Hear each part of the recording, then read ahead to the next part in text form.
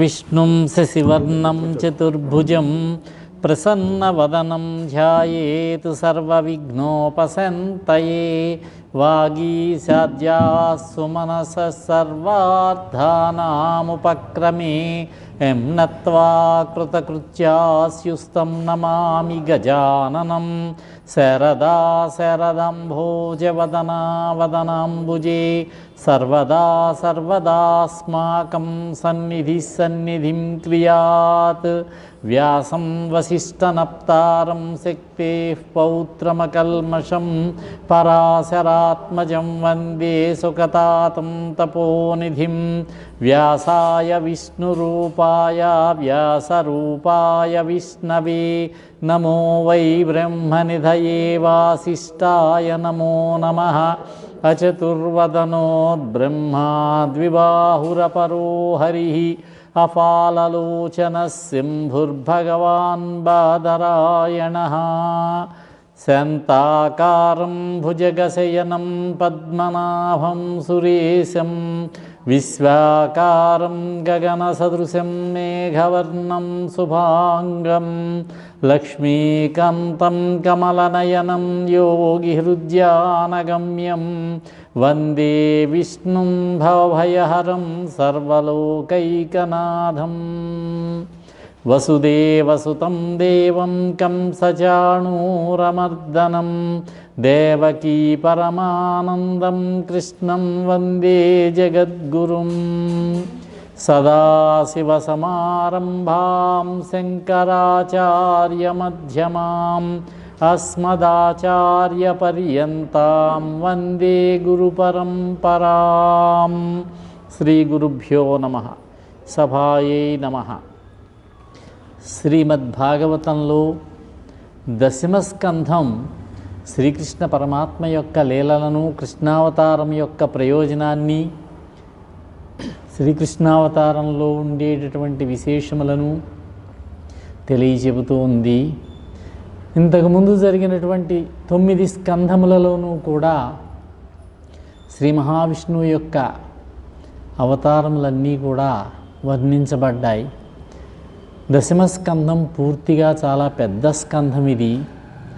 సంస్కృతంలో వ్యాస మహర్షి భాగవతాన్ని 18,000 శ్లోకాల్లో రచిస్తే దానిని 9,000 పద్యములు గద్యములలో వ్రాశారు పోతన్న గారు.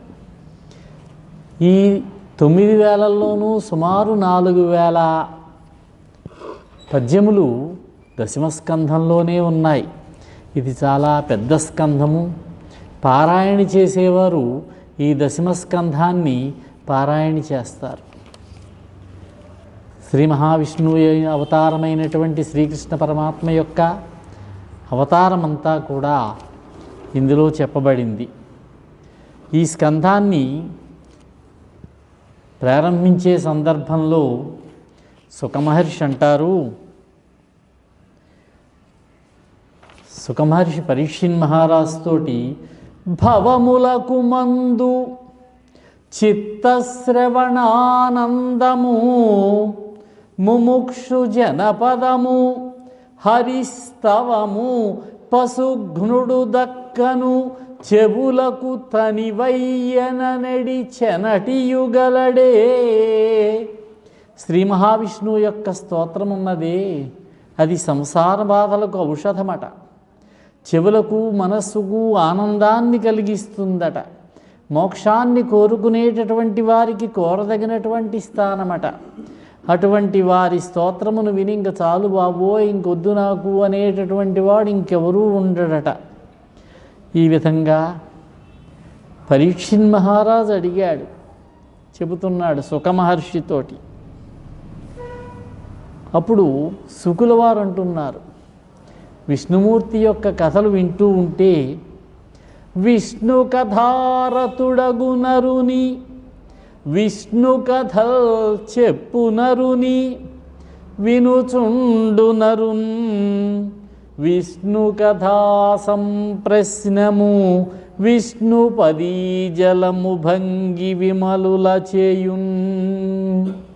శ్రీ మహావిష్ణువు యొక్క పాదపద్మములందు పుట్టినటువంటి పవిత్రమైనటువంటి గంగానది ఏ విధంగా అయితే పితృదేవతలను ఆ నదిలో స్నానమాచరించేటటువంటి వారిని తీర్థర్పణములు ఇచ్చేటటువంటి వాళ్ళని ఏ విధంగా తరింపజేస్తుందో ఆ విధంగానే శ్రీ మహావిష్ణువు యొక్క లీలలను తెలియజేసేటటువంటి శ్రీ మహావిష్ణువు యొక్క చరిత్రను తెలియజేసేటటువంటి కథలను విన్నట్లయితే మన యొక్క పాపములన్నీ పటాపంచలైపోతాయి.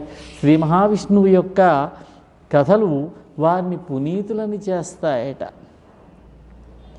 సూరసేనుడనేటటువంటి మహారాజు యదువంశపు వాడు.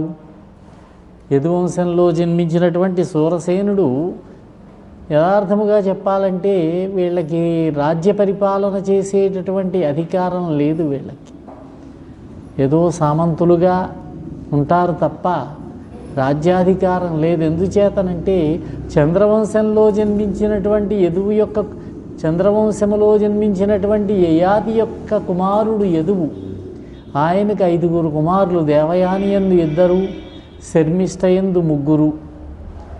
దేవయానిని వివాహం చేసుకున్నప్పుడు శుక్రాచార్యుల వారు తండ్రి ఆవిడికి ఒక నియమం పెట్టాడు. శర్మిష్ఠతో నువ్వు మాట్లాడవచ్చు కానీ ఆవిడతో శారీరక సంబంధం పెట్టుకోకూడదు అని.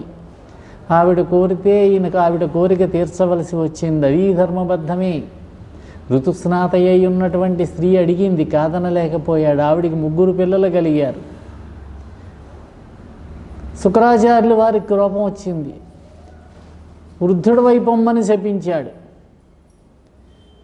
అప్పుడు ప్రార్థించాడు ఈయన, నాకు ఇంకా కోరికలు తీరలేదు, వాంఛలు ఉన్నాయి, కామవాంఛలు, అనుగ్రహించండి అంటే, నీ కుమారుల్లో ఎవరైనా సరే నీ యొక్క వృద్ధాప్యాన్ని తీసుకుని వారి యవ్వనానికి నీకు ఇచ్చినట్లయితే నువ్వు ఆనందాన్ని పొందవచ్చును, మళ్ళీ తిరిగి నీ యొక్క వృద్ధాప్యాన్ని తీసుకోవచ్చు అని కొంచెం వెసులుబాటు కలిగించారు.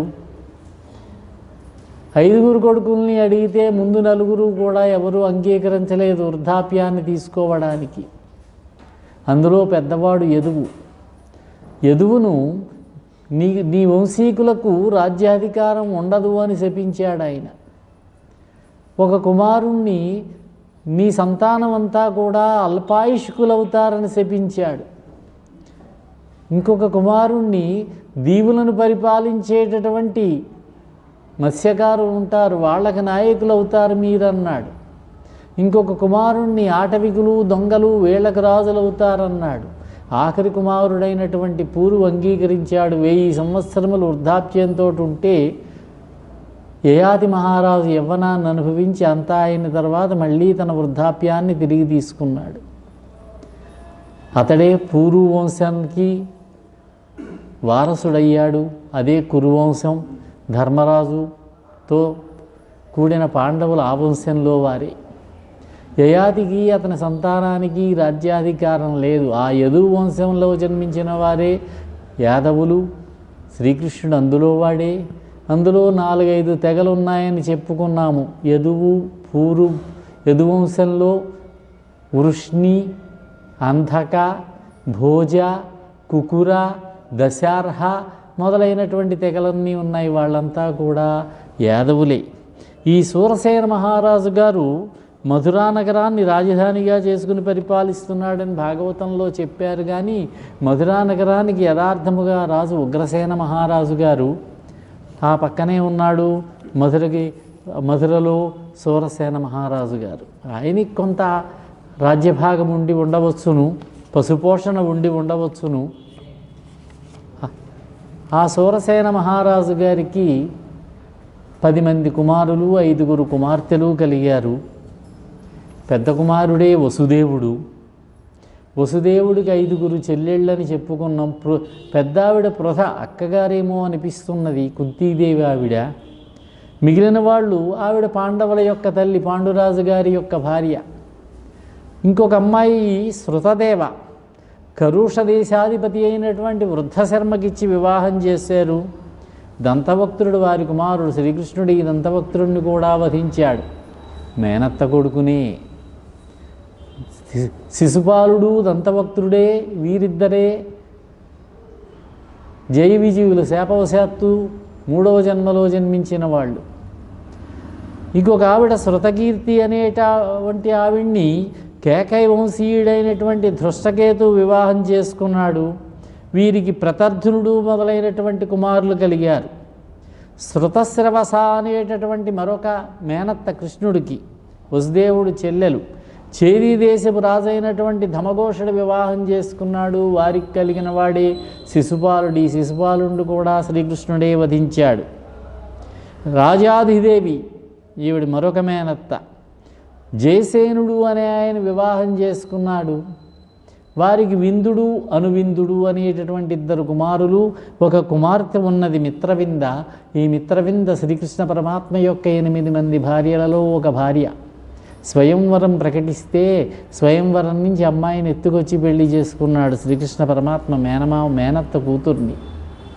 ఈ విందుడు అనువిందుడు భారత యుద్ధంలో ద్రోణపర్వంలో అర్జునుడి చేతిలో వధించబడ్డారు. ఇది సూరసేన మహారాజు గారు వారి కుమారుడైనటువంటి వసుదేవుడు వృత్తాంతం.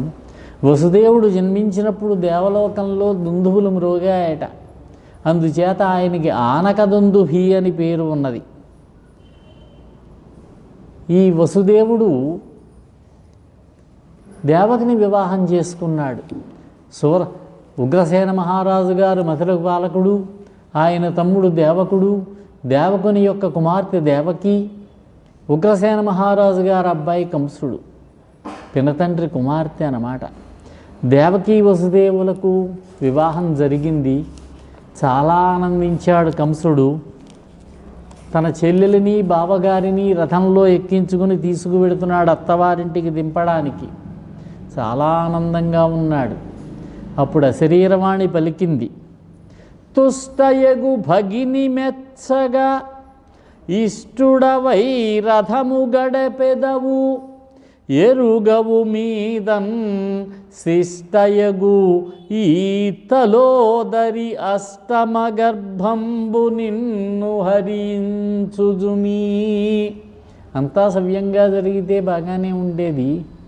అశరీరవాణి చెప్పింది కంసుడితోటి, చాలా సంతృప్తురాలై సంతోషంగా ఉన్నటువంటి నీ యొక్క చెల్లెలైనటువంటి దేవకీదేవి మెప్పు కోసం నువ్వు ఈవిడని రథంలో తీసుకుని వెడుతున్నావు కంస. ఈమె యొక్క అష్టమ గర్భమునందు జన్మించినటువంటి వాడు నిన్ను వధిస్తాడు సుమా అని చెప్పి అశరీరవాణి పలికింది. వెంటనే ఉగ్రుడైపోయాడు. రథం నుంచి దిగాడు. జుట్టు పట్టుకుని కిందకి లాగాడు. కత్తి తీసుకున్నాడు వధించడానికి. వసుదేవుడు అంటాడు, బావా కంస, ఏమిటయ్యా ఈ పని? ఆడబిడ్డను నీ చెల్లెలిని వధిస్తావా? అన్నవు నీవు చెల్లెలికి అక్కట మాడలు చీరలిచ్చుటో మన్నన సేయుటో మధుర మంజుల భాషలనాదరించుటో మిన్నుల మ్రోతలే నిజము మేలని చంపకుమన్నా మాని రావన్నా సహింపుమన్నా తగదన్నా వధింపకుమన్నా వేడదన్ 5-6 సార్లు అన్నా అన్నా అన్నా అని గుర్తు చేశాడు. ఈమెకు నువ్వు అన్నవయ్యా, నీ చెల్లెల్ని వధిస్తావా? ఆవిడికి ఏదైనా బహుమతులు ఇవ్వాలి, ఇంటి ఆడపడుచు ఆవిడ, ధనం ఇవ్వాలి, చీరలు పెట్టాలి, అంతేనే కానీ ఏదో ఈ గాలి మాటలు ఏవో విని చెల్లెల్ని సంహరిస్తావా? చెలియల్ కన్నియ ముద్దరాలు అబల నీసేమంబు చింతించు నిర్మలమైనటువంటి హృదయం కలిగినది, నీ క్షేమాన్ని కోరుకునేటటువంటిది. దీని బయలాడు మాటలకు, ఈ చోట ఆ చోట వినపడేటటువంటి మాటలు మాట్లాడుకునే మాటలు విని బయలాలు బయలాడు మాటలకు నై మర్యాద పోదు, అట్టి సత్కుల జాతుండవు పుణ్యమూర్తివి అకట కోపంబు పాపంబు నెచ్చెలిని ఓహో తెగవ్రేయ పాడియగునే చింతింపు భోజేశ్వరా. ఈవిడిని వధించవద్దు, విడిచిపెట్టవలసింది అని ప్రాధేయపడుతూ కొన్ని హితవాక్యాలు చెప్పాడు, వేదాంత వాక్యాలు కూడా చెప్పాడు. మానవులకు బేలతనం ఉండకూడదయ్యా, ఎప్పటికైనా కూడా కాసలమే వాస్తవం అనేటటువంటి వివేకాన్ని విడిచిపెట్టకూడదు. ఆత్మబలంతో గట్టిగా నిలబడాలి. తన బుద్ధి ఎంతవరకు ప్రసరిస్తుందో అంతవరకు కూడా ఉపాయం ఆలోచించాలి, ఆచరిస్తూ ఉండాలి. చంద్రబింబము, సూర్యబింబము మొదలైనటువంటివి, నీటి కొండలు మొదలైనటువంటి వాటిలో ప్రతిఫలిస్తూ ఉన్నట్లుగా, గాలి కదులుతూ ఉన్నట్లుగా కుండలలో ఉన్న నీటిలో ఉంటాయి. అదేవిధంగా ప్రాణి తన కర్మల చేత నిర్మించుకున్నటువంటి శరీరాల్లో ఆసక్తిని చెంది ఉంటాడు. బావా వధించవద్దు అన్నాడు. అయినా సరే వినిపించుకోలేదు కంసుడు. కొంచెం దుష్ట స్వభావం కలవాడేమో, రాక్షస స్వభావం కలవాడేమో, కాలనేమి అని శ్రీ మహావిష్ణువు చేత వధించబడ్డాడు. ఆ రాక్షసుడే కంసుడుగా జన్మించాడు ఉగ్రసేన మహారాజు గారికి. అప్పుడు ఆలోచన చేశాడు, వితర్కించుకున్నాడు. ఇప్పుడు ఈ సమస్య నుంచి ఏదో ఒక విధంగా బయటపడాలి, మనం ఈమెను దక్కించుకోవాలి. తర్వాత మీదట ఏ విధంగా ఉంటుందో, సంతానం కలగాలి, అది కూడా 8వ సంతానం కావాలి. అప్పుడు కదా ఏ విధంగా జరుగుతుందో, బ్రహ్మవ్రాత ఎలా ఉంటే అలా జరుగుతుంది అని ఆలోచించి, బావా కంస ఓ పని చేయి, ఈమె యొక్క సంతానం వల్ల కదా నీకు ఇబ్బంది ఉన్నది, కాబట్టి ఈమెకు కలిగేటటువంటి సంతానాన్ని పుట్టిన వాళ్ళని పుట్టిన వెంటనే తీసుకొచ్చి నీకు అప్పగిస్తాను, నువ్వేం చేసుకుంటావో నీ ఇష్టం అన్నాడు. 8వ సంతానం వల్ల ప్రాణహాని ఉన్నదని అశరీరవాణి చెప్పినా ప్రతి సంతానాన్ని ఇస్తానన్నాడు సత్యవంతుడు, సత్యప్రతిజ్ఞుడైనటువంటి వసుదేవుడు. మానవేంద్ర సత్యమతికి దుష్కరమెయ్యది, ఎరుక కలవానికి ఇష్టమెయ్యది, ఈశ భక్తిరతునికి ఈరానిదెయ్యది, ఎరుకలేని వానికి ఏది కీడు. సత్యమునందు నిశ్చలంగా నిలబడినటువంటి బుద్ధిమంతుడికి కష్టమైనటువంటి పని ఏదీ ఉండదు. జ్ఞాని అయినటువంటి వాడికి ఇష్టమైనదంటూ ఏదీ ఉండదు. అజ్ఞాని అయినటువంటి వాడికి అహంకారం అంటూ అపకారం అంటూ ఏదే వేరేగా ఉండదు. పరమేశ్వరుడైనటువంటి భక్తుడికి ఇతరులకు ఇవ్వరానిదంటూ ఏమీ ఉండదు సత్యప్రతిజ్ఞుడైనటువంటి వాడికి. సత్యప్రతిజ్ఞుడైనటువంటి వసుదేవుడు మాట ఇచ్చాడు, సరే అని విడిచిపెట్టి ఇంటికి వెళ్ళిపోయాడు కంసుడు. కొద్ది కాలం గడిచింది. 1వ అబ్బాయి జన్మించాడు. మాట తప్పకుండా తీసుకొచ్చి ఇచ్చేశాడు. ఆలోచించాడు కంసుడు, దేవకి యొక్క 8వ గర్భం వల్ల కదా నాకు ప్రాణహాని ఉన్నది, ఇతడి వల్ల ప్రాణహాని తీసుకెళ్ళిపో అన్నాడు. ఆ విధంగా సంవత్సరమునకు ఒకరు చొప్పున 6 సంతానం కలిగారు. ఒక పురాణంలో చెబుతారు, హిరణ్యకశిపుడికి 6 సంతానం అని, ప్రహ్లాదుడు కాకుండా ఈ 6 రాక్షసాంశ సంభూతులు వాళ్లే దేవకీదేవి యొక్క 6 కుమారులుగా జన్మించి కంసుని చేతిలో వధించబడ్డారని.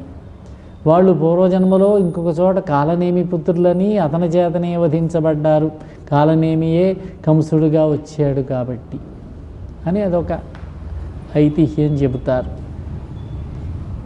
ఈ విధముగా కంసుడు కొంతకాలం అయిన తరువాత నారదుడు వచ్చాడు. ఆయన వస్తూ ఉంటాడు అప్పుడప్పుడు. నారదుడు వచ్చి కంసుడికి ఓ రహస్యం చెప్పాడు, ఎవరూ వినకుండా. నువ్వు పూర్వజన్మలో కాలనేమి అనే రాక్షసుడివయ్యా, శ్రీ మహావిష్ణువు చేతిలో వధించబడ్డావు, ఈ జన్మలో ఇలా జన్మించావు. ఈ వసుదేవుడు, దేవకీ, నందుడు, యశోద వీళ్ళంతా కూడా దేవతాంశ సంభూతులు.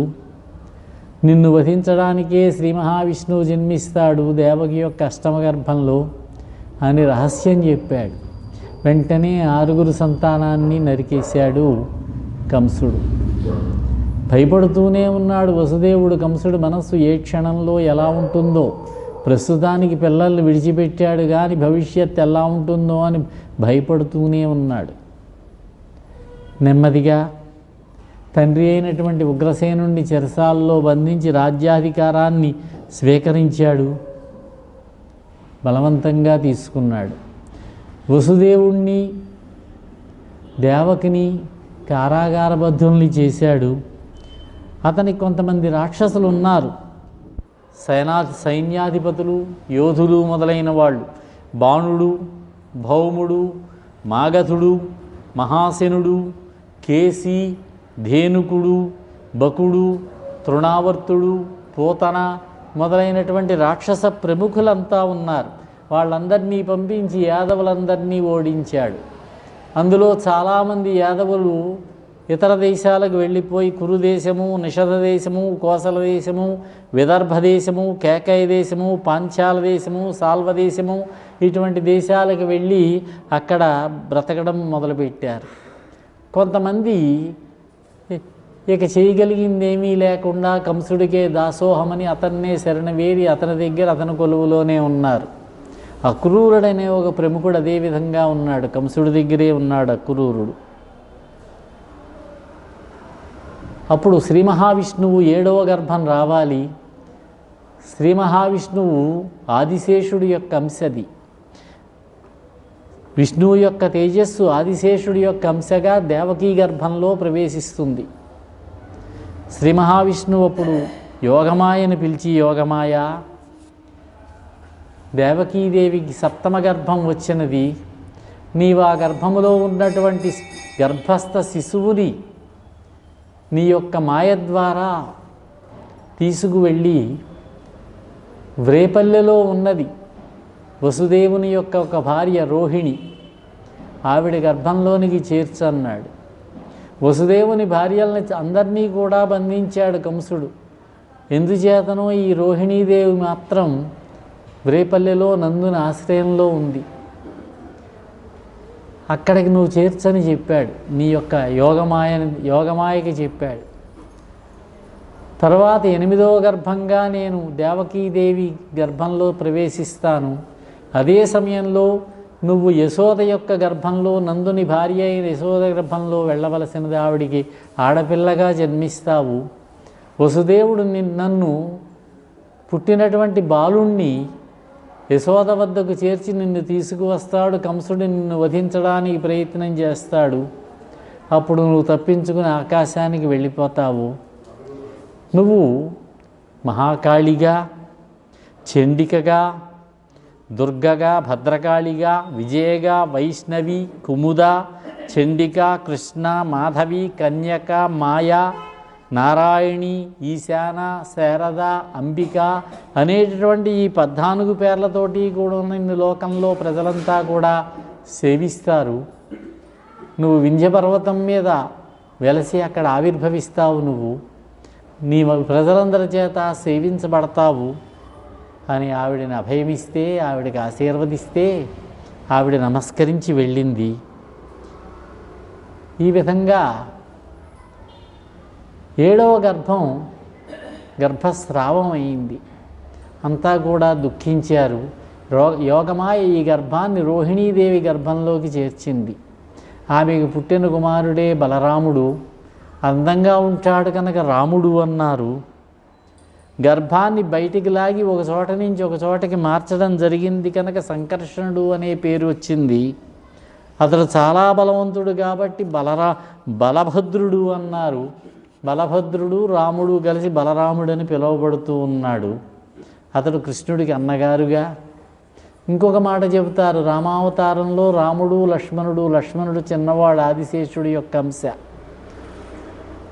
అప్పుడు మాటిచ్చాట, వచ్చే జన్మలో నీకు సేవ చేసుకుంటాను లక్ష్మణ అని. అందుచేత ఈ జన్మలో బలరాముడిగా జన్మించాడని, కృష్ణుడు అనుజుడుగా జన్మించాడని. దేవకీదేవికి 8వ గర్భం ధరించింది. గర్భస్థ శిశువు పెరిగే కొద్దీ గర్భిణీ స్త్రీలు పడేటటువంటి మార్పులన్నీ కూడా వస్తున్నాయి. స్వచ్ఛమైనటువంటి ఆమె ముఖం తెల్లబడుతూ ఉన్నదట. దుర్మార్గుల యొక్క ముఖాలు కూడా తెలతెలబోవడం మొదలుపెట్టాయిట. ఆమె పొత్తిగడుపు మీద నూగారు మెరుస్తూ ఉంటే దుష్టుల ఇళ్లల్లో అపశకునాలైనటువంటి ధూమరేఖలు పుట్టాయట. ఆమెకు ఆహారం మీద కోరిక తప్పుతున్నదట. శత్రువులకి బెంగతోటి ఆహారం రుచించడం లేదట. ఆమెకు బడలికి వస్తోందిట. శత్రువుల యొక్క భార్యలకు శత్రువులకు కూడా అలసట మొదలైందట. గర్భిణీ స్త్రీ ఏమో ఆమెకు బద్ధకం కలుగుతూ ఉంటే శత్రువులు నిశ్చేష్టులవుతూ ఉన్నారట. శత్రువులు మట్టి కరవ్వలసినటువంటి స్థితి వస్తూ ఉన్నట్లుగా ఆమెకు మట్టి అంటే రుచి కలిగిందట. మట్టి తినాలనిపిస్తోందిట. ఆ విధంగా శ్రీ మహావిష్ణువు దేవకీదేవి యొక్క గర్భంలో పెరుగుతూ ఉన్నాడు. 10 మాసములు మోసినది, గర్భం ధరించింది. శ్రీ మహావిష్ణువు అవతరించేటటువంటి సమయం ఆసన్నమైంది. కంసుడికి కూడా వస్తూ ఉండేవాడు. కాపలా ఎక్కువ చేశాడు. 8వ కాన్పేమో కాపలా ఎక్కువ చేశాడు. చెరసాల దగ్గర గట్టి బందోబస్తు ఏర్పాటు చేశాడు. దేవకీదేవిని చూస్తుంటే ఇదివరకు ఉన్నట్లుగా లేవుట. ఆమెలో ఉన్నటువంటి లక్షణం లేదో తేడాగా కనిపిస్తోంది. రోజు రోజుకి ఈమె యొక్క గర్భం కాంతివంతమవుతోంది. గర్భవతి చెల్లెలు, ఆడబిడ్డ, ఆడకూతురు ఈవిడ్ని ఎలా చంపడం? ఎందుకు వచ్చిన గొడవ అని చంపానా? నా ఐశ్వర్యం పోతుంది, ఆయువు పోతుంది, కీర్తి పోతుంది, ధర్మం పోతుంది, అన్నీ నాశనం అయిపోతాయి. అప్పుడప్పుడు మంచిగానే ఆలోచిస్తూ ఉంటాడు కంసుడు. పాపం వావి ఎరుంగనటువంటి క్రూరుడు బతికినా చచ్చినవాడితోటే సమానమన్నారు, నిందిస్తారు లోకులు. అలాంటి వాడు నరకానికి పోతాడు. దుష్టుడనేటటువంటి పేరుతోటి బ్రతకడం కూడా ఒక బతుకేనా అనుకున్నట్ట. తిరుగుచు కుడుచుచు త్రాగుచు అరుగుచు కూర్చుండి లేచుచు అనవరతంబున్ హరితలచి తలచి జగమాహరిమయమని చూచె కంసుడు ఆరని అలుకన్. విష్ణువుతో సంభవించినటువంటి శత్రుత్వం కారణంగా కంసునికి విష్ణువు తప్ప ఇతర విషయాలంటూ ఏమీ లేకుండా పోయింది. సంతతము కూడా విష్ణుధ్యాసే, విష్ణు ధ్యానమే. తిరుగుతున్నా, భోజనం చేస్తున్నా, త్రాగుతున్నా, నడుస్తూ ఉన్నా, కూర్చున్నా, లేచినా ఎల్లప్పుడూ కూడా విష్ణువునే స్మరించడం మొదలుపెట్టాడు. క్రోధంతో వేడెక్కిపోయి లోకమంతా విష్ణుమయంగానే దర్శించడం మొదలుపెట్టాట. నారదుడు అంటాడు ధర్మరాజు గారితో 7వ స్కంధంలో, శ్రీ మహావిష్ణువుని ఏ విధంగానైనా చేరవచ్చు. నాకు అనిపిస్తుంది భక్తితో చేరే కంటే ద్వేషంతో చేరడం తేలికేమో అనిపిస్తుంది అయ్యా ధర్మరాజా. కామోత్కంఠత గోపికల్ భయమునన్ కంసుండు. తీవ్రమైనటువంటి భయముతోటి, శ్రీ మహావిష్ణువు అంటే భయముతోటి కంసుడు ముక్తిని పొందాట.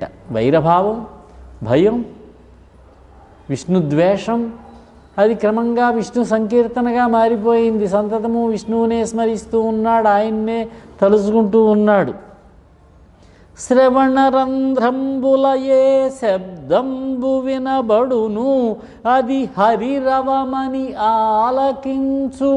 చెవులకి ఏ మాట వినిపించినా అది హరి మాట్లాడినట్టుగానే, శ్రీ మహావిష్ణువు మాట్లాడినట్టుగానే అనిపిస్తున్నదట.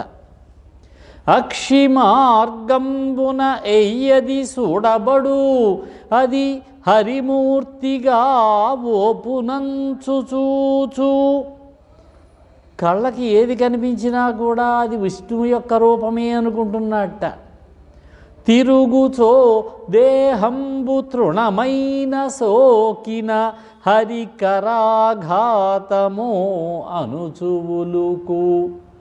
శరీరానికి ఏదైనా చిన్న గడ్డి పరక తగిలినా సరే అది శ్రీ మహావిష్ణువు యొక్క కరాఘాతం, కత్తివేటేమో అని భయపడుతున్నాడట.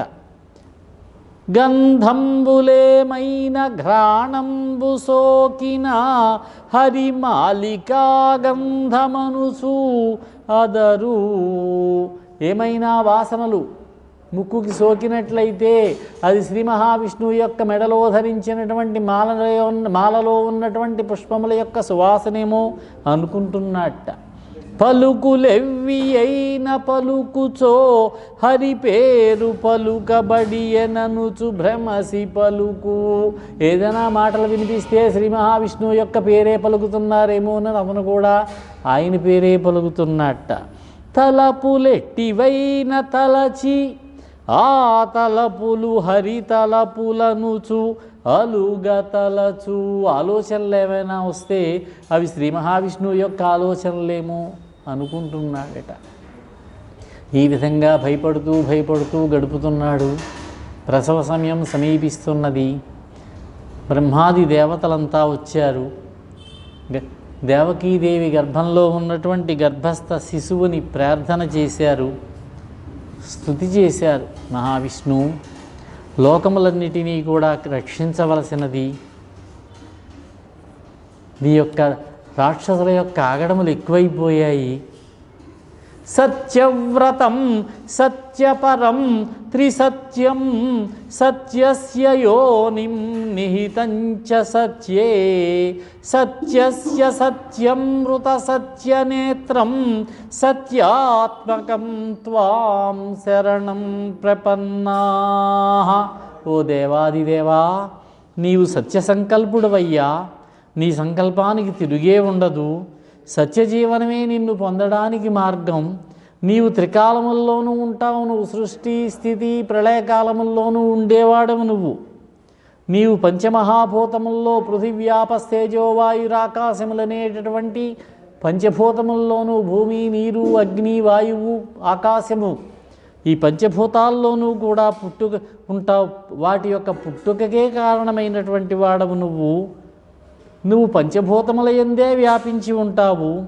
ఆ పంచభూతములు అంతరించిన తర్వాత కూడా ఉంటావు అంటే ప్రళయకాలంలో కూడా ఉంటావు. నీ వాక్కులు వేదములు, అవి నిత్య సత్యములు. నీవు సర్వప్రాణులను సమానముగా చూసేటటువంటి వాడివి, సమదృష్టి కలిగినటువంటి వాడివి. అటువంటి నిన్ను శరణు కోరుతున్నాం మేమంతా కూడా. నీ మాయలో పడినటువంటి మూఢులు నిన్ను తమకు తోచినట్లుగా భావిస్తూ ఉంటారు. జ్ఞానులు మాత్రం నిశ్చల చిత్తులై ఉంటారు. అన్ని రూపములు నీవే అని భావన చేస్తూ ఉంటారు అని ఈ విధంగా దేవతలంతా కూడా బ్రహ్మాది దేవతలు స్తుతి చేశారు. స్తుతి చేసి వారు అదృశ్యమయ్యారు. వసుదేవుడు ఆనందాన్ని పొందుతున్నాడు.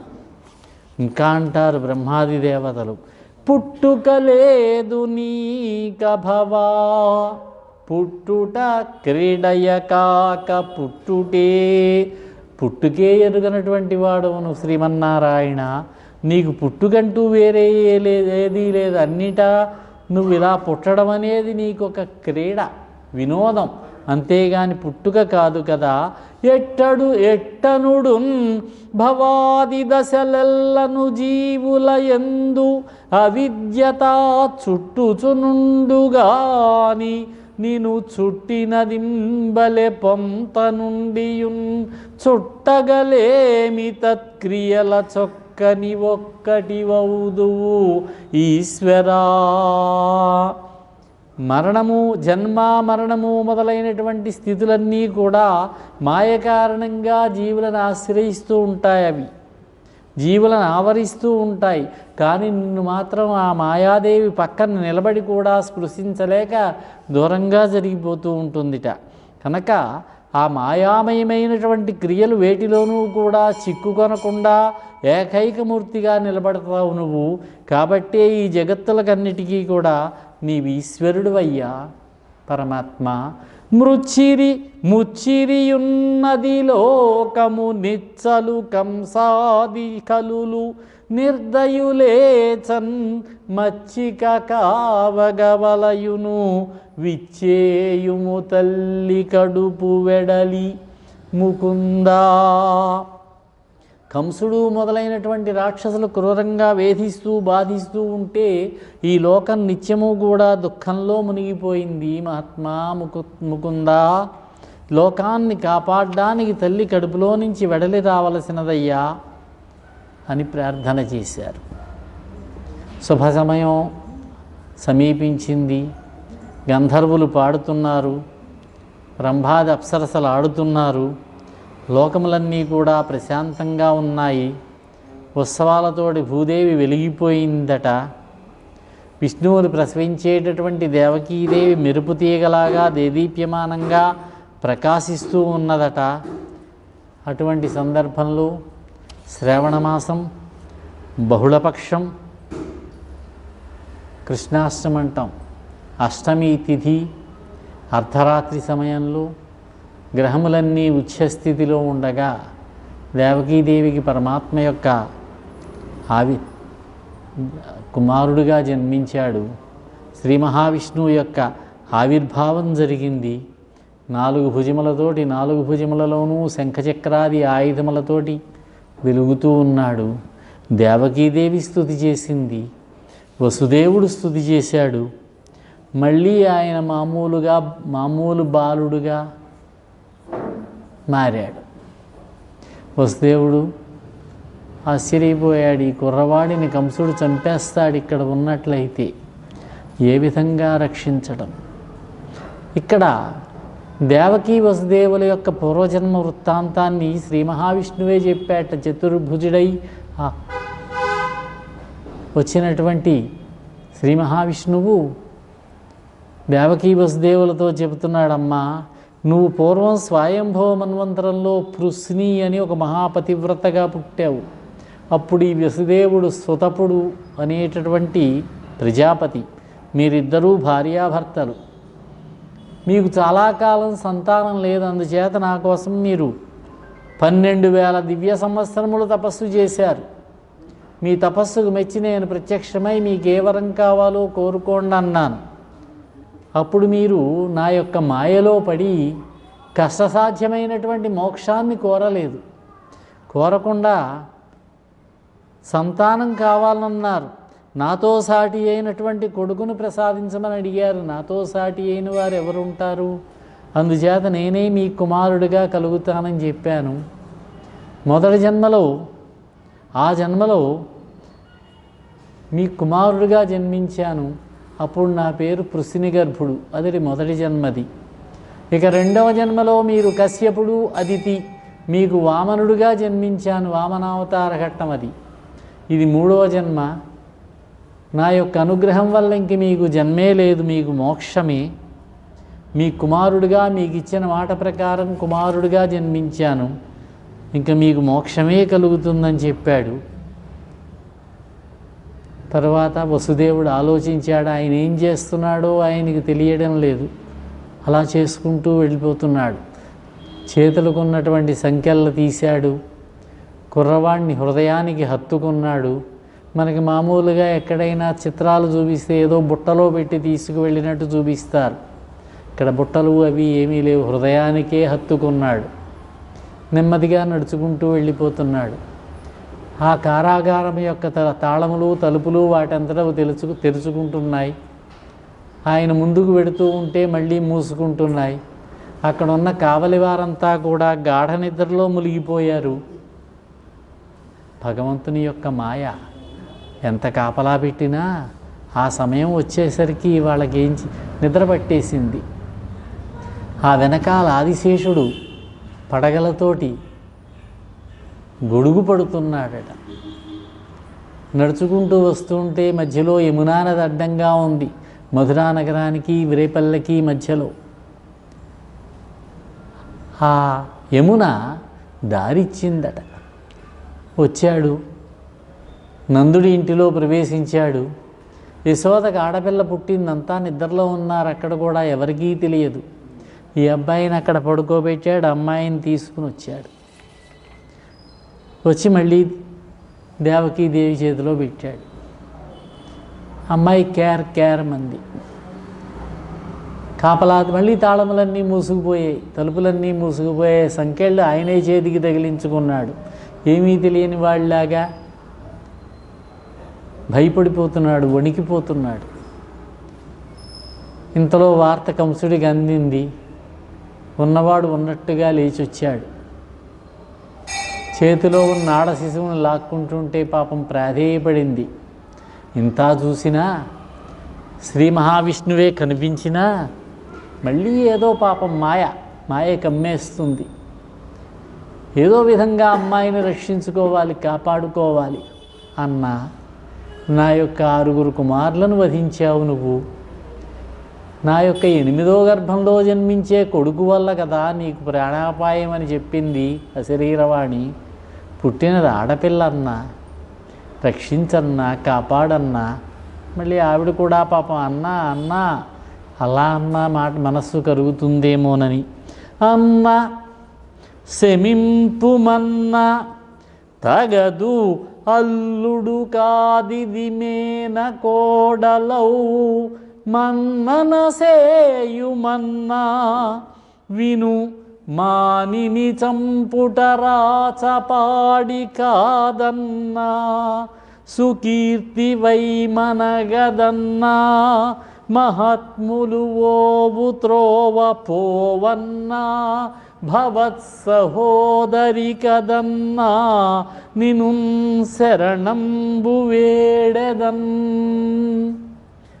ఆ పసిబిడ్డని ఒడిలో దాచేసుకుంటోంది, జారిపోతున్న పవిడిని సర్దుకుంటోంది, ఏడుస్తోంది. పాపం ఏదో రక్షించగలనేమోననేటటువంటి ప్రయత్నం. ఒక్కసారిగా లాక్కున్నాడు, నేలకేసి విసిరి కొట్టాడు. కింద పడవలసినటువంటి ఆ శిశువు ఆకాశానికి ఎగిరింది. మళ్ళీ హెచ్చరిక చేసింది.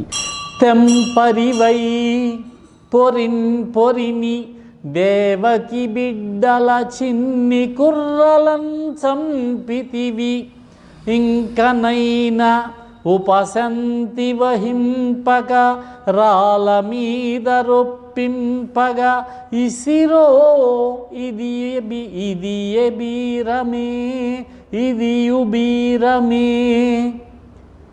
ఈ దేవకి యొక్క కుమారులందరినీ చంపావు నువ్వు. ఇప్పుడు ఆడపిల్లని కూడా చూడకుండా రాతికేసి కొట్టావు నువ్వు. ఇదేమైనా పరాక్రమమా? నా సరసంజనించి నించంపెడి వీరుడొక్క దశ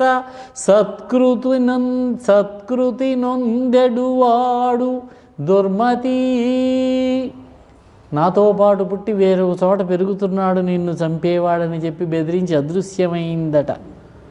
ఆవిడ ఈ భూమి మీద ఆరాధ్య దేవతగా అవతరించింది, గ్రామదేవతగా. ప్రతి గ్రామంలోనూ కూడా అమ్మవారిని కొలుస్తూ ఉంటాను నేటికి కూడా ఆ తల్లిని. అయితే ఒక్కొక్క చోట ఒక్కొక్క మహాగుణం ప్రధానంగా ఆయా ప్రాంతాల జనుల చేత వేరువేరుగా పిలువబడుతోంది. కానీ ఆవిడ యొక్క ప్రధాన లక్షణం ఏమిటంటే రక్షించడం అనేదే ప్రధానమైనటువంటి లక్షణం. ప్రజలను కాపాడుతూ ఉంటుంది. యోగమాయ చెప్పినటువంటి మాటలు విన్నాడు, కొంచెం ఆలోచనలో పడ్డాడు.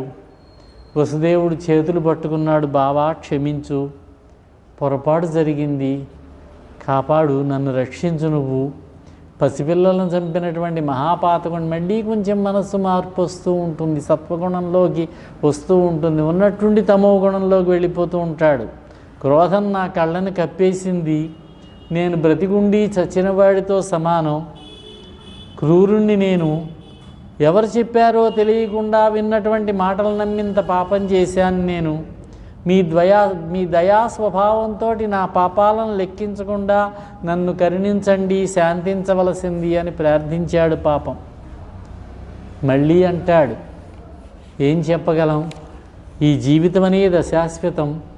ఎవరి కర్మని అనుసరించి జీవితం అలా నడుస్తూ ఉంటుంది. కర్మల్ని బట్టి మనుషుల యొక్క వ్యవస్థ నడుస్తూ ఉంటుంది. మనమంతా నిమిత్త మాత్రం. బావా వసుదేవా అన్నాడు. వాళ్ళిద్దరినీ కారాగారం నుంచి విడిచిపెట్టాడు. ఇంటికి వెళ్ళాడు, స్థిమితపడ్డాడు. మరుసటి రోజు సభ తీర్చాడు. తన అనుచరులందరినీ పిలిచాడు. అశరీరవాణి చెప్పింది, నిన్న రాత్రి ఎక్కడో నన్ను చంపేవాడు వేరే చోట పెరుగుతూ ఉన్నట్ట. అదే సమయంలో జన్మించినటువంటి వాళ్ళు ఏ ఏ ఊర్లలో ఎక్కడెక్కడ పెరుగుతూ ఉన్నారో చూచి వాళ్ళందరినీ సంహరించండి అన్నాడు. అప్పుడు అనుచరులు అంటున్నారు, వాళ్ళనే మాటలు కూడా చిత్రంగా ఉంటాయి. మహారాజా, అమరశ్రేణికి ఎల్ల చక్రిం ముఖురుండు. దేవతలకందరికీ కూడా విష్ణు ముఖ్యుడు.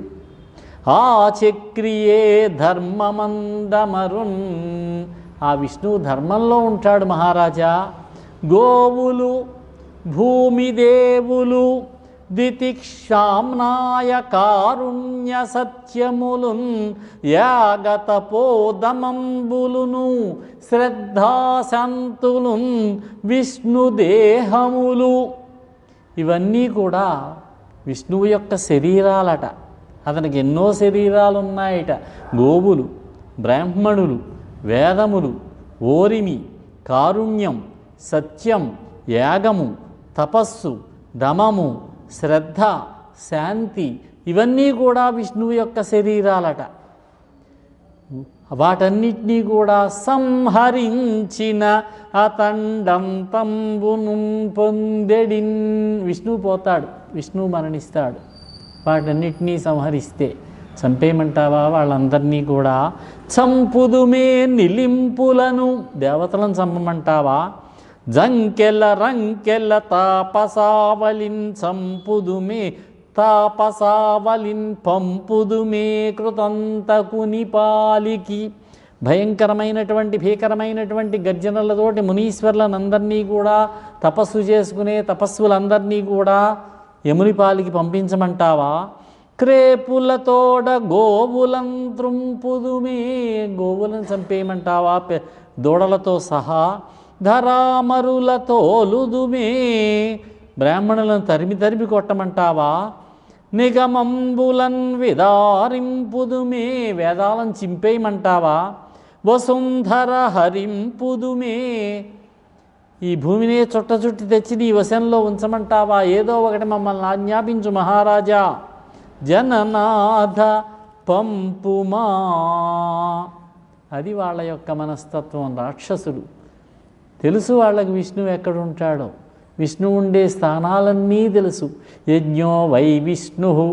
యజ్ఞమే విష్ణువు, యజ్ఞంలోనే ఉంటాడు. ఆ యజ్ఞాలు లేకుండా చెయ్యాలి. యజ్ఞాలు జరగకూడదు, వేదాలు ఉండకూడదు, మంత్రాలు ఉండకూడదు.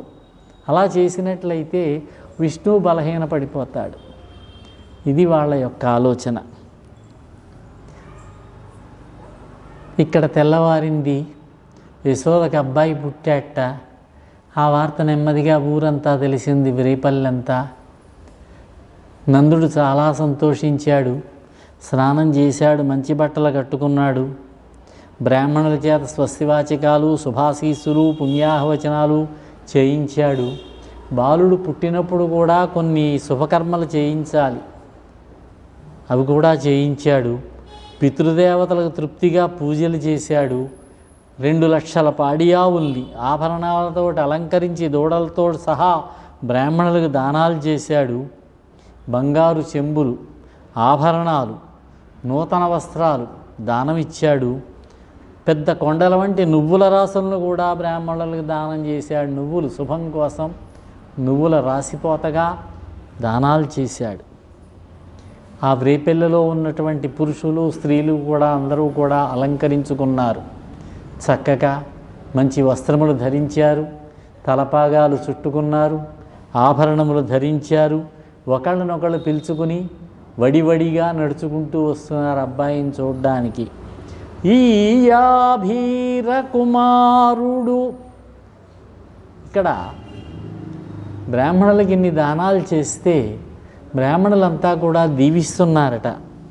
ఈ యాభీర కుమారుడు శ్రీయుతుడై వీరవైరి జేతయునై దీర్ఘాయుష్మంతుండగునని పాయక దీవించిరపుడు బ్రాహ్మణ జనముల్. బ్రాహ్మణులంతా కూడా ఈ నందగోపకుమారుడు సమస్త సంపదలతోనూ తిలతూగుతూ చిరంజీవి అయి దీర్ఘాయుష్మంతుడవుతాడు, శత్రువీరులను జయిస్తాడు అని ఆశీర్వదించారట. ఇక రేపల్లెలో దుందుభులు మొరసే గాయక సందోహము పాడే సూత సముదాయముతో వందిజనులు కీర్తించిరి. క్రందుగ వీతెంచ భద్రకాహళరవముల్. దుందుభులు మ్రోగించారు, గాయకులు ఆనందంతో పాటలు పాడారు, సూతులు వందిజనులు స్తోత్రాలతోటి కీర్తించారు. రక్షణను క్షేమాన్ని సూచించేటటువంటి బాకాల మోతలు చెవులకింపుగా వినిపిస్తూ ఉన్నాయి. పశువులన్నిటికీ కూడా నూనెలు రాశారు, వాటికి కడిగారు, నూనెలు రాశారు, పసుపు పూశారు. బంగారు రంగు నెమలపించాల్లాగా పచ్చని పసిమి రంగుతోటి వెలుగొందుతూ మందలలో చెంగనాలు వేస్తున్నాయి ఆవులు దూడలు కూడా. క్రేళ్ళురికి మసలెలేగలు మల్లడిగొని రంకెలిడియే మధ వృషభంబుల్ పెళ్ళుగ మొదబుల పొదగుల చల్లించెన్ పాలు బాలు సంభవ వేళన్. యశోదాదేవికి చిన్నపిల్లవాడు పుట్టినటువంటి శుభ సందర్భంలో ఆ మందల్లో ఉన్నటువంటి లేగదూడల చెంగు చెంగుని ఎగురుతున్నాయట. పోతరించినటువంటి వృషభాలు రంకెలు వేస్తున్నాయట. ఆవులు పుష్కలంగా పాలను వర్షిస్తున్నాయట. ఈ విధంగా ఆనందాన్ని పొందుతూ వాళ్ళల్లో వాళ్ళు అనుకుంటున్నారు, ఏమి నోము ఫలమో ఇంత ప్రొద్దొక వార్త వింటిమి అబలలారా. ఏమి నోము ఫలమో ఇంత ప్రొద్దొక వార్త వింటిమి అబలలారా. మన యశోద చిన్ని మగవానిని కనెనట చూచి వత్తమమ్మా సుదతులారా. ఒక్కొక్కసారి పోతన్న గారు చాలా కష్టమైనటువంటి పద్యాలు సమాసాలు వేసి రాస్తారు.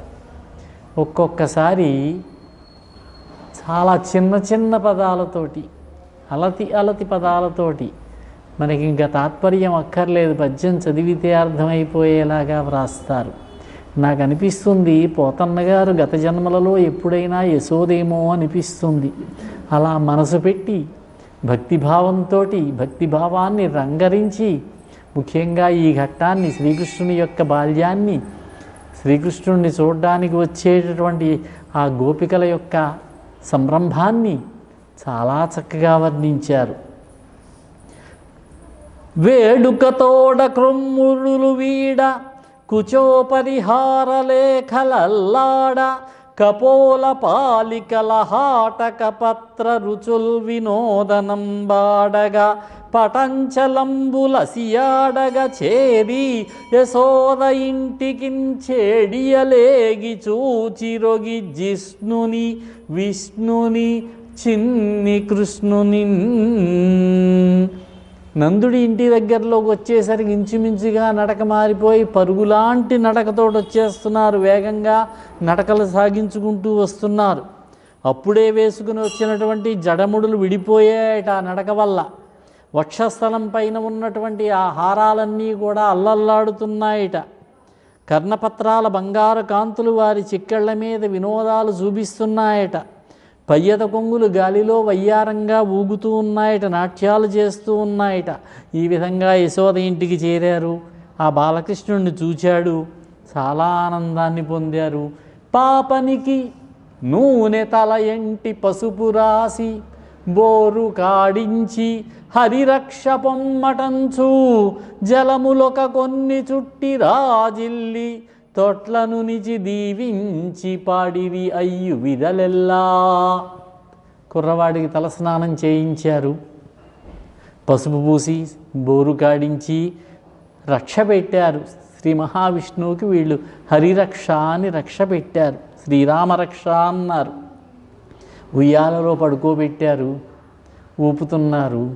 జో జో కమలదలేక్షణ జో జో మృగరాజ మధ్య జో జో కృష్ణ జో జో పల్లవ కరపద జో జో పూర్ణిందువదన జో జోయనుచున్.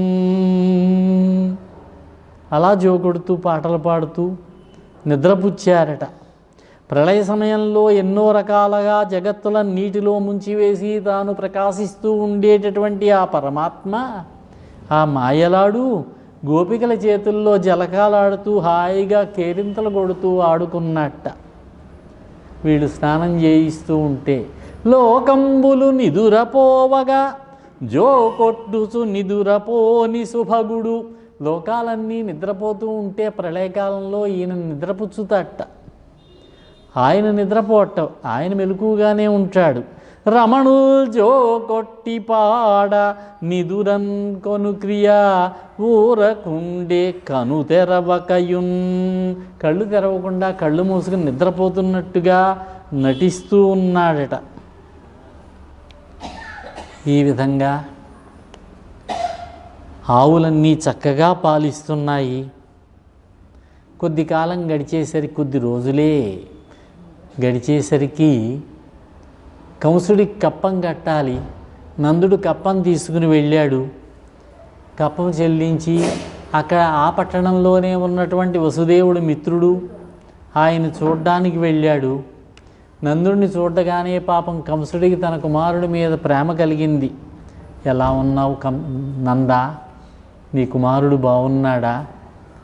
అదృష్టవంతుడు అయ్యా, కొడుకులను పొందడం, వాళ్ళని పెంచి పోషించడం జరగడం అంటే చాలా అదృష్టమయ్యా అని కొంచెం బాధను వ్యక్తం చేశాడు.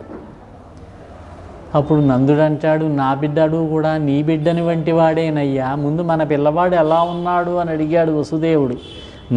నా పిల్లడు నీ పిల్లడు వంటి వాడే, పిల్లాడి వంటి వాడేనయ్యా అన్నాడు నందుడు. తొందరగా వెళ్ళిపో, ఉత్పాతాలు జరిగేటటువంటి లక్షణాలు కనిపిస్తున్నాయి లోకంలో, ఎందుకైనా మంచిది, ముందు జాగ్రత్త పడాలి. వెంటనే బయలుదేరంటే బయలుదేరి వేగంగా ఎద్దుల బళ్ళేగా తిరిగి విరేపల్లికి వచ్చాడు. ఈలోగా ఇక్కడ ఏం జరిగింది? పోతన ఒక్కొక్క గ్రామమే చూసుకుంటూ ఆ ప్రాంతాల్లో ఉన్నటువంటి చంటి పిల్లల్ని వధిస్తూ ఇక్కడికి వచ్చింది. యశోద ఉంది, రోహిణీదేవి ఉంది, కొంతమంది స్త్రీలు ఉన్నారు. ఏమా అందం, ఏమా సౌందర్యం, మహా సౌందర్యవతిలాగా రూపాన్ని ధరించి వస్తోంది. ఎవరు అడ్డుపెట్టలేకపోతున్నారు, వేగంగా వచ్చేస్తోంది. ఓసారి చూశాడు ఉయ్యాల్లో ఉన్న కుర్రవాడు, కళ్ళు మూసుకున్నాడు. ఆయనకి అన్నీ తెలుసు, పరమాత్మ. ఎవరమ్మా నువ్వు, ఎందుకు వస్తున్నావు, రాకు రాకు, వద్దు వద్దు అంటున్నారు. వింటే కదా వెళ్ళింది. నాన్న పాలు తాగుతావా నాన్న? వనితా ముట్టకుమమ్మ చన్నుగుడు పన్వల్దమ్మ అని వారిస్తున్నారు. పాపం పాలు ఇవ్వడం మొదలుపెట్టింది. ఆ స్తనములకు విషం రాసుకుని వచ్చింది. కుర్రవాణ్ణి చంపే ప్రయత్నంలో ఉన్నది. శ్రీ పరమాత్మకు అన్నీ తెలుసు.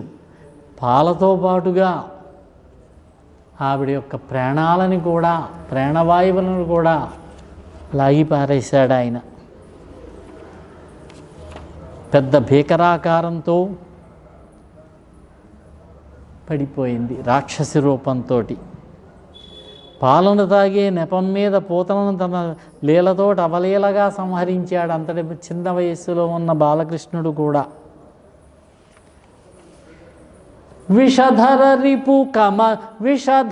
రిపు గమనునికిని విషగళ సఖునికిని విమల విషశయనునికిన్ విషభవ భవజనకునికిని విషకుచను విషముగొనుట విషమే తలపన్. విష అనే పదం చాలాసార్లు వచ్చింది.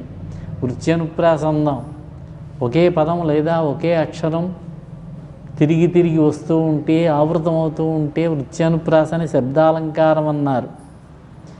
ఈ బాలుడు సాక్షాత్తుగా విష్ణువు. ఆయన విషజంతువులైనటువంటి నాగులను చీల్చివేసేటటువంటి గరుత్మంతుడు ఈయన యొక్క వాహనం. విషాన్ని కంఠంలో ధరించినటువంటి పరమేశ్వరుడు ఈయన యొక్క మిత్రుడు. స్వచ్ఛమైనటువంటి విషముల మీద పడుకుని ఉంటాడు ఆయన, నీళ్ల మీద పడుకుంటాడు. విషముల నుండి పుట్టినటువంటి, అంటే నీళ్లలో నుంచి పుట్టినటువంటి, పద్మంలో పుట్టినటువంటి బ్రహ్మదేవుడికి తండ్రి ఈయన. అటువంటి విష్ణువుకి ఒక రాకాసి ఇచ్చేటటువంటి పాలను లాగేసి అందులో ఉన్న విషాన్ని లాగివేయడం పెద్ద కష్టమైన విషయమా అంటున్నారు ఇక్కడ. ఎంత అదృష్టం ఉండాలండి, ఎంత అదృష్టం ఉండాలి ఈ విధంగా చెయ్యాలి అంటే. హరిగని చన్నులు గుడిపెడి తరుణులు ప్రాప్తించు పదము తలపగవశమే, హరి ఆరగించుటకు పాల్కురిసిన ధేనువులు ముక్తి కొనల చెరించున్. విష్ణువును చూచి చనుబాలు తాగించగలిగినటువంటి యువతులు ఎంతో ఉత్తమ లోకాలకు పోతారో ఊహించగలమా? అటువంటి స్థితి పోతనకు లభించింది. శ్రీ మహావిష్ణువుకు తాగడానికి పాలునిచ్చినటువంటి గోమాతలు కూడా ముక్తిలోకం పొలిమేరల్లో తిరుగుతూ ఉంటాయట. శ్రీ మహావిష్ణువు అంతటి వాడికి పాలనిచ్చినటువంటి ఆ పోతనకి స్వర్గం లభించిందట. వచ్చారు నందుడు మొదలైన వాళ్ళు మధుర నుంచి చెప్పారు. వీళ్ళు ఆశ్చర్యపోతూ కంగారు పడుతూ చెప్పారు. వసుదేవుడికి మొత్తం సర్వము తెలుసు, భవిష్యత్తు తెలుసు ఆయనకి. ఆయన ముందు నన్ను అందుకే హెచ్చరించాడు అనుకున్నాడు. రంపాలు పెట్టి గొడ్డళ్లతోటి కత్తులతోటి ఆ పూతన యొక్క శరీరాన్ని ఖండించి ఆ ఊరి పొలిమేరల్లో తీసుకువెళ్ళి చందనపు కర్రలతోటి దహించారు. సువాసన వచ్చిందట. ఎంత అదృష్టమో కదా అంటారు. కుర్రవాడికి 3-4 నెలల వయస్సు వచ్చింది. 4వ నెల పుట్టినరోజు చేస్తున్నారు. అంతా హడావిడిగా ఉన్నారు. ఒక్కొక్కటే చేసుకుంటూ వస్తున్నాడు. బాల్య లీలలు. పూతన సంహారం అయింది. ఇప్పుడు హడావిడిగా ఉన్నారు. పాలిచ్చి పడుకోబెట్టింది తల్లి. నిద్ర పట్టింది. ఓ చెట్టు కింద పడుకోబెట్టినట్లుంది బయట. అక్కడే ఒక శకటం కూడా ఉంది. ఉన్నట్టుండి ఆ శకటాన్ని తన్నాడు. శకటాసురుడు వచ్చి ఆ శకటంలో ఆవహించాడు. శకటాసురుడనే రాక్షసుడు వాడు. ఆ శకటం విరిగి ముక్కలైపోయి కింద పడింది. శకటాసుర సంహారం జరిగిందన్నారు. వచ్చి కంగారు పడుతూ వచ్చారు. ఏమిటిది? పోనీ పాల కోసం లేచి కుర్రవాడు ఏడ్చాడా అంటే అది లేదు. ఇప్పుడే కదా పాలు పట్టించి పడుకోబెట్టాం. అక్కడ ఆడుకుంటున్న కుర్రవాళ్ళు చెప్పారండి, ఏమోనండి మేము చూస్తూనే ఉన్నాము, ఈ బాలుడే తన్నాడు, బండి పైకి ఎగిరిందన్నారు. ఆ బండి మీద ఆహార పదార్థాలు కూడా ఉన్నాయి. అవన్నీ కూడా కింద పడిపోయాయి. ఆశ్చర్యపోయారు. ఏమిటిది? బాలుండెక్కడ, బండి ఎక్కడ, నభోభాగంబుపై చేట్పడన్ కాలందన్నుట ఎక్కడా, ఏలపడుచుల్ గల్లాడిరి. ఇది ఎవరైనా నమ్ముతారా? ఈ అబ్బాయిలు అబద్ధమాడి ఉంటారు. ఈ జడ్డు పల్కే లోకంబుననైన చెప్పబడునే, ఏ చందమో కాక అంచాలాపించుచు వ్రేలు వ్రేతలు ప్రభూతాశ్చర్యులైరందరున్. ఇందులో ఏమైనా విశేషం ఉన్నదేమోనని గోపికలు గోపకలు అంతులేనటువంటి ఆశ్చర్యాన్ని పొందారట. దిష్టి తీశారు, రక్ష కట్టారు. తర్వాత ఇంకొక రోజు ఏం జరిగింది? ఉన్నట్టుండి బరువైపోయాడు కుర్రవాడు. యశోద ఒడిలో పడుకున్నాడు. బరువైపోయాడు. ఏమిటి బాలుడు ఇంత బరువుగా ఉన్నాడు అనుకున్నది. కిందకి దింపింది. ఏదో పని ఉండి అలా వంటింటి వైపుకు వెళ్ళింది. ఉన్నట్టుండి సుడిగాలి వచ్చి కుర్రాన్ని తీసుకువెళ్ళిపోయింది. పైకి వెళ్ళిపోయాడు. వచ్చి చూస్తే కుర్రవాడు లేడు. ఏమిటిది? కుర్రాడు గాలికి వెళ్ళిపోయాడు. ఎక్కడా కూడా ఉరుములు మెరుపులు లేవు. గాలి ఎలా వచ్చింది అని ఆశ్చర్యపోతున్నాడు. ఆశ్చర్యపోయారు వాళ్ళంతా కూడా. తృణావర్తుడనేటటువంటి రాక్షసుడు తీసుకుపోయాడు. పైకి వెళ్ళిన వాడు ఉన్నట్టుండి బరువు బాగా పెరిగిపోతూ ఉంటే తట్టుకోలేకపోయాడు ఆ తృణావర్తుడు. ఆ పీక పట్టు విసిగితే నేల మీద పడ్డాడు. భీకరాకారంతో ఆ రాక్షసుడి యొక్క శరీరం మీద ఆడుకుంటున్నాడు కుర్రవాడు. మళ్ళీ ఆశ్చర్యపోయారు, మళ్ళీ దిష్టి తీశారు.